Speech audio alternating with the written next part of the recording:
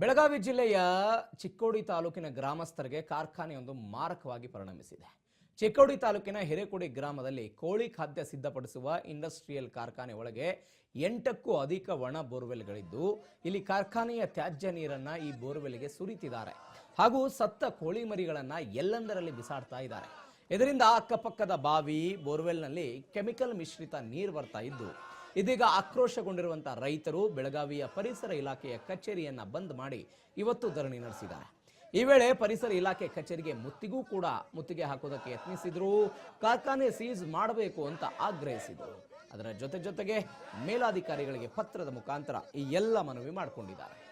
ಮಾಲಿನ್ಯ ಅಧಿಕಾರಿಗಳಿಗೆ ಬೀದಿಯಲ್ಲಿ ಕುಳಿಸುತ್ತಿರುವ ಗಣೇಶ್ ಹುಕ್ಕೇರಿಗೆ, ಜನರನ್ನು ಬೀದಿಯಲ್ಲಿ ಕುಳಿಸುತ್ತ ಶಾಸಕ ಗಣೇಶ್ ಹುಕ್ಕೇರಿಗೆ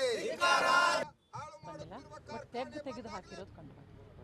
ಎಲ್ಲಿ ಬೇರೆಯವರು ಜಮೀನಲ್ಲ ಅಥವಾ ಅವ್ರದೇ ಜಮೀನಲ್ಲ? ಅವ್ರದೇ ಜಮೀನು.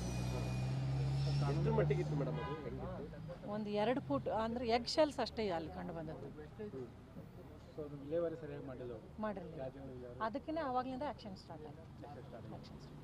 ಫಸ್ಟ್ ಇನ್ಸ್ಪೆಕ್ಷನ್ ಮಾಡಿದಾಗಲೇ ತ್ಯಾಜ್ಯ ವಿಲೇವಾರಿ ಸರಿ ಮಾಡಿಲ್ಲ ಅನ್ನೋದಕ್ಕೆ ಉದ್ದೇಶಿತ ಮುಚ್ಚುವ ಆದೇಶಕ್ಕೆ ಹಿರಿಯ ಅಧಿಕಾರಿಗಳ ಕಚೇರಿಗೆ ಕಳಿಸ್ಬೇಕು.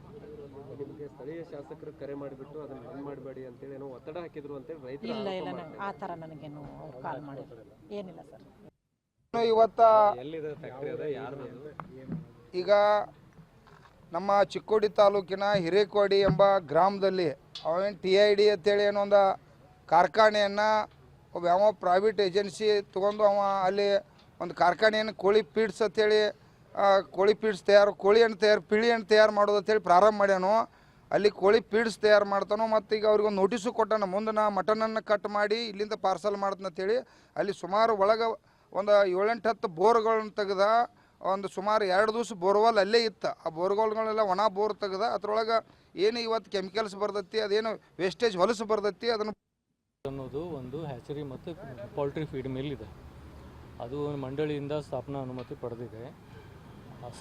ಇದು ಚಾಲನಾ ಸಮ್ಮತಿ ಪತ್ರ ಇಲ್ಲದೆ ಕೆಲಸ ಮಾಡ್ತಾಯಿತ್ತು, ಕೆಲವೊಂದು ಉಲ್ಲಂಘನೆ ಇತ್ತು. ಅದಕ್ಕೋಸ್ಕರ ನಮ್ಮ ಅಧಿಕಾರಿಗಳು ನಮಗೆ ವರದಿ ಕೊಟ್ಟರು. ಆ ವರದಿ ಮೇಲೆ ನಾನು ಈಗಾಗಲೇ ಉದ್ದೇಶಿತ ಮುಚ್ಚುವ ಆದೇಶ ನೀಡಿದ್ದೀವಿ. ಉದ್ದೇಶಿತ ಮುಚ್ಚುವ ಆದೇಶ ಅಂದರೆ ನೋಟಿಸ್ ಆಫ್ ಪ್ರಪೋಸ್ ಡೈರೆಕ್ಷನ್ ಅಂತಾರೆ. ಕ್ಲೋಸ್ ಮಾಡೋಕ್ಕಿಂತ ಮುಂಚೆ ಒಂದು ಅವಕಾಶ ಕೊಡಬೇಕಾಗುತ್ತೆ.